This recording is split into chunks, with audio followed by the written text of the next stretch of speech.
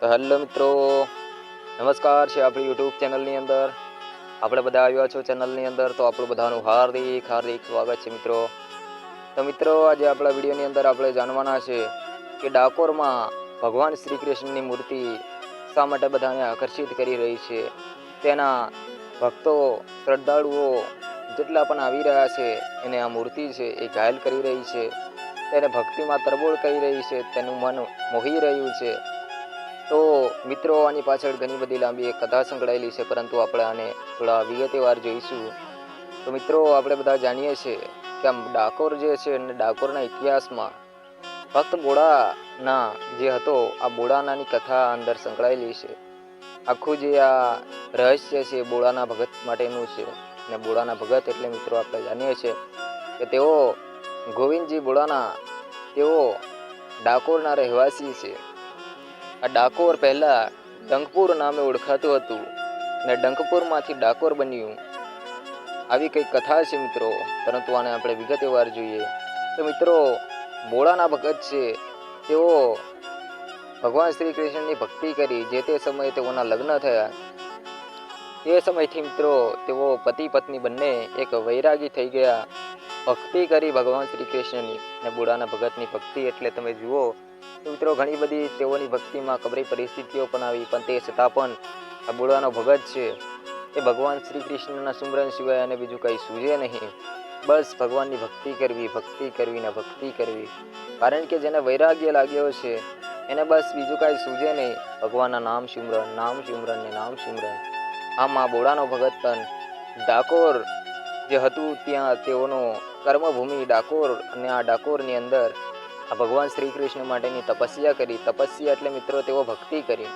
ભક્તિ કરતા કરતા તેઓ પોતે એમને એમ થયું, એક વખત ત્યાંથી એક સંઘ નીકળતો હતો. તેઓ ચાલતા ચાલતા ડાકોરથી દ્વારકા જતા હતા. ત્યારે બોડાનો ભગત પહેલી વખત આ સંઘની અંદર ચાલતા ચાલતા તેઓ બંને પતિ પત્ની ચાલતા ચાલતા ચાલતા તેઓ બંને ડાકોરથી ઠેક દ્વારકા ગયા. અને ડાકોરથી દ્વારકા જવું એટલે મિત્રો કંઈ સહેલી વાત નથી, કારણ કે કેટલા બધો અંતર છે ત્યાંથી ચાલતા જવું. પરંતુ તે છતાં પણ આ બોડાનો ભગત છે એ એક વખતમાં આ બંને પતિ પત્ની ચાલતા ચાલતા હાલીને ઠેક ડાકોરથી દ્વારકા સુધી પહોંચ્યા. ત્યારે મિત્રો પહેલી વખત તેઓ દર્શન કરવા માટે ગયા હતા. ત્યારે તેઓ બધા દર્શન કરતા હતા, ત્યારે આ બંને પતિ પત્ની પણ દર્શન કરવા માટે ગયા. ત્યારે આ જે મૂર્તિ પહેલા દ્વારકા મંદિરની હતી, તો દ્વારકા મંદિરમાં આ મૂર્તિને ભગવાન બોડાનો, ભગવાન શ્રી કૃષ્ણ અને બોડાનાનું પહેલી વખત મિલન થયું. ત્યારે મિત્રો આ બોડાનો ભગત અને તેઓના પત્ની પહેલી વખત દર્શને ગયા. ત્યારે આ મૂર્તિ તેઓને હસતી હોય તેવું દેખાયું. એટલે બોડાના ભગતને એમ થયું કે આ મૂર્તિ તો આપણને જોઈને હસી રહી છે. ત્યારે તેઓ પણ હસવા લાગ્યા. ત્યારે પેલા આજુબાજુના પૂજારીઓ હતા અને બીજા માણસો હતા, તેને એમ લાગ્યું કે આ બંને તો ગાંડા છે, આ શું કરી રહ્યા છે, ભગવાનનું અપમાન કરી રહ્યા છે. આમ કરીને તેઓને બહાર કાઢી મૂકે છે. તો આવી કંઈક કથા છે. પરંતુ બોડાનો ભગત છે અને પછી લગ્ન લાગી ગઈ. આ તો ભગવાન અમને જોઈને હસી રહ્યા છે, પ્રસન્ન છે અમારા પર. ખૂબ સારા એવા દર્શન થયા. તેઓ પાછા આવ્યા પોતાના ડાકોર ધામમાં. આ ડાકોર ગામની અંદર તેઓ પોતે ઘરની અંદર રહેતા હતા. ત્યારે તેઓનો નિત્યક્રમ પછી બનાવી દીધો કે હવે તો આપણે અહીંયાથી ડાકોરથી ચાલતા દ્વારકા જવાનું જ. ત્યારે આ બંને પતિ પત્ની શ્રી કૃષ્ણના જાપ કરતા જાય અને ભગવાનની ભક્તિ કરતા જાય. શ્રી કૃષ્ણનો જાપ કરતા જાય અને ભગવાનની ભક્તિ કરતા જાય. તેમ ભગવાનને પણ એમ થયું કે આ મારો ભગત છે, છેક ડાકોરથી અહીંયા ચાલીને આવી રહ્યો છે, તો આના માટે મારે કંઈક લીલા કરવી છે. આ ભક્ત માટે મારે એવી કંઈક લીલા કરવી છે, કંઈક ઇતિહાસ મારે રચવો છે. ત્યારે આ જે બોડાનો ભગત છે એ ચાલતા ચાલતા છેક તેઓને 77 વર્ષની ઉંમર થઈ, ત્યાં સુધી ચાલીને ડાકોરથી દ્વારકા ચાલતા આવી ભક્તિ કરી. આ જોઈને ભગવાન શ્રી કૃષ્ણને પ્રસન્ન થઈ ગયા કે નહીં, એક એવો ઇતિહાસ રચવો છે કે આ સંસારમાં લોકો દ્વારકા તો દ્વારકા, પરંતુ ડાકોરમાં પણ આવશે, ડાકોરમાં પણ મેળાવડો જામશે. ત્યારે ભગવાનને પણ એમ થયું કે આ બોડાના ભગત માટે મારે એવો ઇતિહાસ રચવો છે કે આ ભગતની ભક્તિ સફળ થઈ જાય અને ભક્તને ભગવાનના નામ અમર થઈ જાય. ત્યારે બોળાના ભગત માટે આ ઇતિહાસ રચવા માટે ભગવાન ખૂબ તૈયાર હતા. ત્યારે આ બોળાના ભગતને પણ એમ થયું કે હવે ચાલીને હું તો થાકી ગયો છું, મારી તો ઉંમર થઈ ગઈ છે, હવે મારે કંઈક ભગવાનને પ્રાર્થના કરવી પડશે, કારણ કે હવે તો મારાથી હલાતું નથી, મારી તો ઉંમર થઈ ગઈ છે. 77 વર્ષની ઉંમરે મિત્રો આ બોળાનો ભગત છે એ ભગવાનને પ્રાર્થના કરે છે કે ભગવાન હવે તો મારાથી હાલી હકાતું એમ નથી, હવે શું કરું, અત્યાર સુધી તો આવ્યો પરંતુ હવે શું કરું, હવે તો મારાથી આ પોઝિશન નથી કે હું આવી શકું તેમ. ત્યારે ભગવાન તેઓની આજીજી સાંભળી દીધી અને તેઓ જ્યાં ઊંઘતા હતા રાત્રિએ ત્યાં આવીને સપનામાં કીધું કે ભગત તું તૈયાર થઈ જા, હવે તારે અહીંયા આવવાની જરૂર નથી, હવે મારે સ્વયં તારા ડાકોરમાં આવવું છે.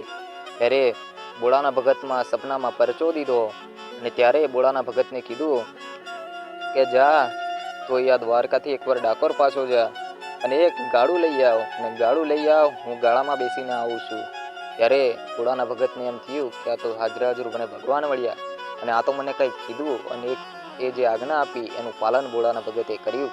પહેલાં તો તે દ્વારકાથી ડાકોર આવતો રહ્યો અને ડાકોર આવીને આ ભગત એક ગાળાની વ્યવસ્થા કરવા માટે આખા ગામમાં ફર્યો. તેઓને કોઈ ગાડું આપે ને આ ભગત તો ગાંડો થઈ ગયો લાગે, આ ગાડું તે કાંઈ અહીંયાથી હળકાવીને ત્યાં દ્વારકા લઈ જવાય ખરું, આમ કરીને બધા તેને ના પાડી. પરંતુ એવો એક ભગવાનનો માણસ હોય મિત્રો, લાખોમાં એક તો હોય, હજારોમાં એક તો હોય આપણો માણસ જે આપણી વાતને સમજી શકે. તો આ બોળાના ભગતને એક ભાઈ હતા, તેઓએ મદદ કરી અને તેઓએ એમને ગાડું આપ્યું અને આ ગાડું એક હતું.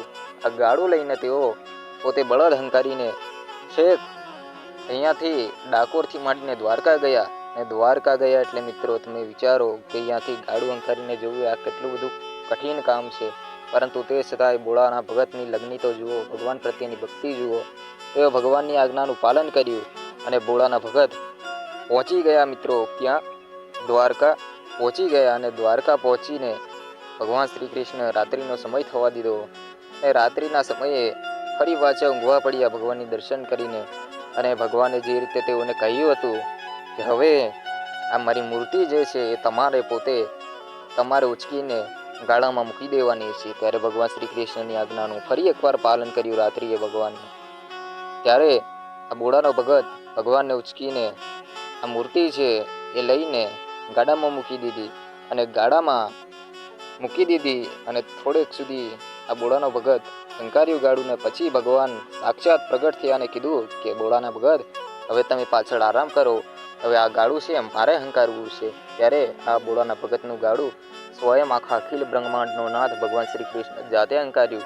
અને મિત્રો લગભગ ખૂબ ઓછા સમયની અંદર તેઓ દ્વારકાથી ડાકોર પહોંચી ગયા અને મળસ્કે પહોંચ્યા મિત્રો. સવારનું મરખનો સમય હતો, મરખાનો. આ મરખે તેઓ પરોળિયું કહેવાય ને આપણે આમ પરોળિયું કહેવાય, આ પરોળિયે પહોંચી ગયા અને એક લીમડો હતો તેની નીચે આવીને ગાડું ઊભું રાખ્યું પાદરમાં અને બોળાના ભગતને કીધું કે બોળાના ભગત ઉઠો, હવે તો આપણું ડાકોર આવી ગયું છે. અને આ જ રીતે ડાકોર આવ્યા અને તેઓને એક લીમડો હતો ત્યાંથી ડાળ છે ત્યાંથી એક દાંતન આપ્યું અને દાંતન બોળાના ભગતને આપ્યું. ત્યારે એ દાંતનની પણ એક લીલા છે મિત્રો કે તે દાંતન તેઓને મીઠું લાગ્યું, ગળ્યું લાગ્યું, કારણ કે આ જે પણ લીમડી છે તે લીમડી આજે મીઠી લાગે છે. તો આ જ રીતે ભગવાનની ત્યાં પણ લીલા હતી ને આ જ રીતે ભગવાનને બોળાનો ભગત લઈને આવ્યો હતો. એ જ મૂર્તિ આજે ડાકોર જે મંદિર છે એ ડાકોર મંદિરની અંદર છે. અને આ જ મૂર્તિની આપણે મિત્રો વાત કરતા હતા કે આ મૂર્તિ કેમ બધાને મનમોહક છે, કારણ કે ભગવાન શ્રી કૃષ્ણ સ્વયં પોતાની ઈચ્છાથી પોતે આવ્યા છે ડાકોરની અંદર. આ ડાકોરમાં ભગવાન શ્રી કૃષ્ણ કોઈના કહેવાથી નથી આવ્યા કે બોળાનો ભગત જબરજસ્તીથી નથી લાવ્યો, પરંતુ ભગવાન પોતે સ્વયં પોતાની ઈચ્છાથી આવ્યા છે. એટલે જ અમુક જે શ્રદ્ધાળુઓ છે, સાચા ભક્તો છે, આવા બધા ભક્તો રોજના ત્યાં હજારોની સંખ્યામાં જો દર્શન થતું હોય ત્યારે મિત્રો આજે એમ કહીએ આપણે કે આજે બોળાના ભગતની ભક્તિનું જે પ્રાયશ્ચિત છે તે સફળ થયું છે. એના જ કારણે આજે ભગવાનની મૂર્તિ છે બધાને મનમોહક છે, બધાનું આમ અંતરમાં એમ ખેંચી રહી છે કે બધાને લગાવ થઈ જાય છે ભગવાનની મૂર્તિને વાર દર્શન કરવાનું આપણને મન થાય છે. આ જ રીતે મિત્રો આ કંઈક ડાકોર મંદિરનો ઇતિહાસ. તો આ કથા ઘણી લાંબી છે, પરંતુ મિત્રો આપણે મૂર્તિની ખાલી વાત કરવાની હતી. તો મૂર્તિની આપણે વાત કરી કે બોળાનો ભગત તેને ખૂબ પ્રાયશ્ચિત કરીને ત્યાંથી લાવ્યો છે. તો મિત્રો વિડીયોમાં બસ આટલું જ અને હવે આપણે મળીશું આપણા નેક્સ્ટ વિડીયોની અંદર. તો ચાલો મિત્રો હવે મળીશું આપણા નેક્સ્ટ વિડીયોની અંદર. તો બધાને જય સીતારામ અને રાધે કૃષ્ણ.